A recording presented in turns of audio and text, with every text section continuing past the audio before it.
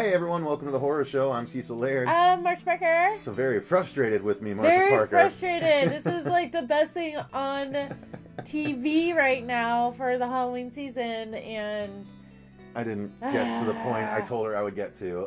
Guys, because we're I here to want talk about so much of the show. We're talking about the first 2 episodes of The Haunting of Hill House. Yes. Available on Netflix by Mike Flanagan. And so good. Love Flanagan's work. I've been a fan ever since Absentia, and I love the way he does his movies. Gerald's Game was great. Hush was great, even though Marcia didn't like Hush. I don't like Hush. I'm like... Oculus was fun too, but yeah, he's a very talented director and filmmaker, and he gets an entire 10-episode series to create his own sort of world. And I only got through the first 2 episodes, well, 2.5. Marcia is done. Through the first. You finished the whole thing? I finished the whole thing. Oh, okay. I devoured that. All right. I'll... Well, then we're going to only talk about the first 2 episodes, and then I'll finish it, and we'll be able to review the rest of it by the next time we get together. So the first 2 episodes, just so Marcia knows, is the episode where, well, I'll just tell the storyline. Well, actually, we'll give our overall thoughts like our normal review, because I'm going to just jump around like an idiot. Back it up. The first 2 episodes I really like. It's a bit of a slow start, but I still respect it tremendously. The filmmaking is great. There was some really disturbing stuff in the second episode involving kittens that, the kittens. that was really rough for me to watch as a humongous feline fan. But yeah, I am thoroughly enjoying it so far, although I am hoping it's going to pick up, which I'm sure it's going to. Oh gosh, you have no idea what's in store for you. Oh my god, I love this series. Like I said, this TV show is probably like the best thing that's come out for this holiday season so far that I've watched. I've never been so excited and pulled into a show since like Stranger Things. Like it got me right away. Of course, this is my jam. You have a really giant haunted house with all these different spirits, and you have this family coming in, and we can go into the story, but they're going in there to remodel this house so they can flip it. They're flipping the house, and they have all these experiences, and it's like 8 episodes, I think, 8 episodes, and it's all 10, okay. Is it 10? I thought so, but I think it's only 8, but I don't know. I watched it so fast I don't even know. I was just going back to back, and the whole series, or for season 1, if they're going to do any more, that would be awesome. I think they are planning on it from what I heard down the grapevine, but is about their experience as not only revealing what happened at the house, but also how it affected them as adults and as a family. And the way the story is told, I love it, because it kind of reminds me of Game of Thrones too, where it's done in chapters. And point of view, so you get each episode, you get up to episodes through episode 7, because there's 7 of them. And the family are from each person's point of view of what happened at Hill House and how it's affected their lives, as well as progressing the current story. And then the last couple episodes, I guess there may be 10, but the last episodes are the conclusion. So it's so good. I love it. And yeah, there are some slow moments, but the payoffs are excellent. The ghosts are so cool. It's not a Scooby-Doo ending, so nobody's like psyching you out like this isn't real, which is really good. And I know that might be a little bit of a spoiler, but I think that's important to know when you're watching a ghost story, is that it's not all in people's heads. Right. I hate that. It's not going to be a waste of your time. It's gonna pay off, and you're gonna enjoy it. And it is also a character piece. Because kind of like what are they called? The movies I hate. A24. A24, where they do a lot of focus of the actual characters and the levels. But it pays. Actually has a third act, and it pays off. So I don't know. I love it. So the story, yeah, like Marcia said, it's all of these characters, this family that lived in Hill House, that had a traumatic experience there, all have grown up, and the show jumps back and forth readily between the flashback of things that happened back then and, as Marcia said, how it's affected all of their lives currently in the present day when they're all adults. And it is presented pretty masterfully. I mean, it's more, I think, akin to Lost than Game of Thrones, as far as every episode was like a flashback of a character. Okay, yeah, and that I can see that, yeah. But it's done very well, more than competently, sleekly even, and he really does. Flanagan really shows his incredible ability as a filmmaker, and the actors are all great. He brings back Carla Gugino from Gerald's Game as the mother, and another gentleman that's been in a few at least recent horror movies too, that plays the father. Oh yeah, he's great. He was also in the American what is that? The TV shows. It was not American Crime. Was it American Crime? Was that the show? It was on NBC. Like, I don't watch those. Oh, but... okay. Anyway, maybe so. But anyway, yeah. So I've only gotten to episode 2, so I've only seen 2 of the character ones. I saw Steven and I saw the coroner. What was her name? Cheryl. Cheryl. Or Shirley. Whoever. They call her Shirley, but her name is Cheryl. Okay. So, yeah, and it's been very interesting. Again, there was a thing with kittens in the second episode that really disturbed me, and I could see how it would totally mess up the little girl and skew her viewpoint on death and everything, because it's crazy what happens. I mean, they're all dealing with this, and it's not a spoiler to say that at the end of the first episode, you find out that one of their siblings has died, and it's one of the ones that was affected greatly by the paranormal events that happened when they were kids, and so the rest of the season is the rest of the adult family learning of it and finding out what happened and either coming together or not coming together. I don't know. I haven't watched it. But I'm excited to see it. I will say that much. So, obviously Marcia knows how the whole story plays out. We're going to be doing a full series review, in just a little bit. So, without spoiling anything, you think the story, from what I see, it's a complete payoff for you? Oh, it totally is. I heard that it is a pretty emotional last episode. Yeah, it is.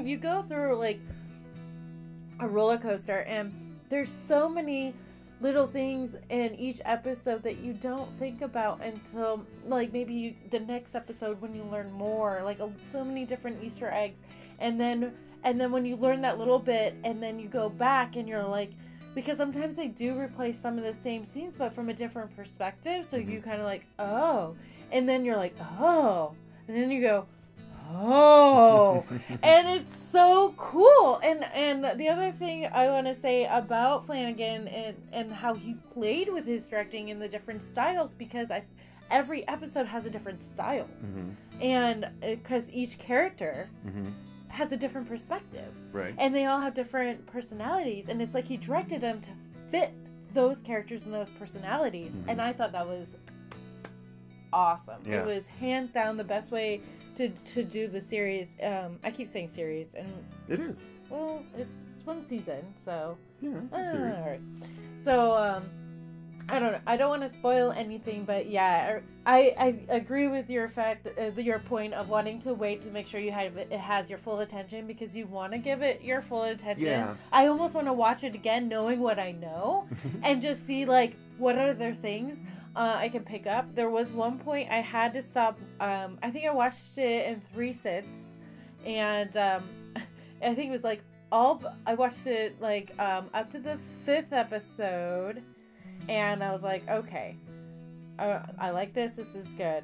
And then I got to the second to last episode, and I'm like, I feel really disturbed right now. I'm gonna have a hard time going to sleep. I am very uncomfortable. I made Pete come to bed. I was like, I'm freaking out a little bit. And then I watched the finale, and I was like, oh, That was so good. So I good. think, I haven't felt that excited about a show since Stranger Things came out. So that makes me so excited. I can't wait to see how you feel, because you have we are similar in some ways of what we like, but there are things that are different, and it'd be interesting to see what you enjoy about it and what you didn't enjoy about it, if there is anything. So, yeah. All right. Yes. And then the acting you've hit on. You think everyone? I mean, I agree. Everyone, and you know what was really good? The cross generational acting. Like, they really got the little kids clearly turned into these adults. Yes. Like, I don't know whether they got the adults first and then the kids had to act like them, or if they got the kids first and the adults had to act like them. Either way, it's gonna be hard. Like, it's gonna be hard for even like the new It movie to pull that off, to make these actors look like they are those kids.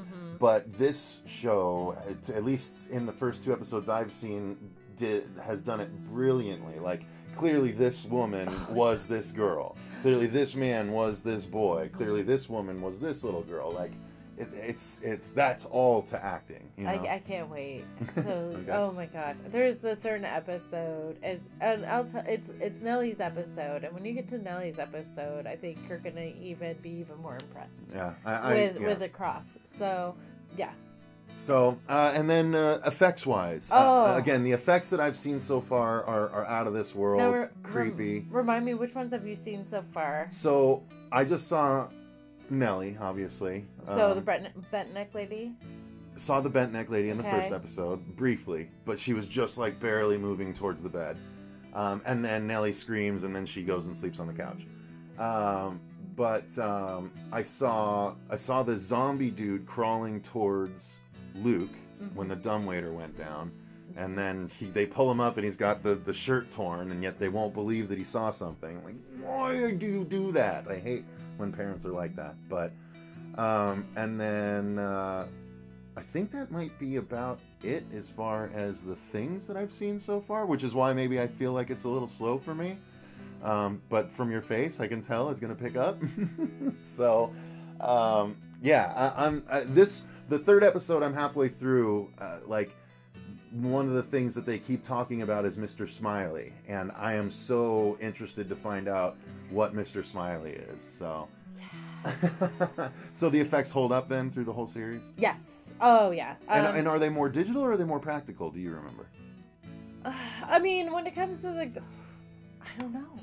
You can't tell? I don't know. Because if you can't tell, that's pretty good digital. Yeah, like, I mean, obviously there are some, because, I mean, there are ghosts and they do certain things and you're like, okay, I mean, it has to be either CGI or, green screen or whatever effects to allow them to do that, but they do it so well, and then the sound effects to go along with crazy, it. Yeah. And just the lighting and the cinematography and I mean, you're not gonna get like a lot of, it's not gore and all that. You're not a gonna lot get of jump that. scares either. No, it's slow Dread. and heavy and intentful, and there are some really, if they do jump scare you, it's not cheap. It's not cheap. And because it's not used a lot, it's meant, you feel it, and it's a purpose, and there's a story behind it, and there's a reason behind it, and it's it's just so good. I am so happy I took the time to watch this, and I was waiting for it to come out. We were actually in California when it came out, and I was gonna start watching it on my phone, and I was like, no, I want a big screen. Mm-hmm. And then when I watched the first set, I was like, okay, I kind of want to watch it because I didn't want to stop, and so I was like at work, and I'm like, well, maybe I can. No, I want to watch it on the big screen, and I made myself wait, and even and then we went to Halloween, and I was like, oh, I really want to finish that show, even though I love, like, well, you see our Halloween, go back and watch our Halloween review. That was definitely time worthwhile spent, and. But yeah, I was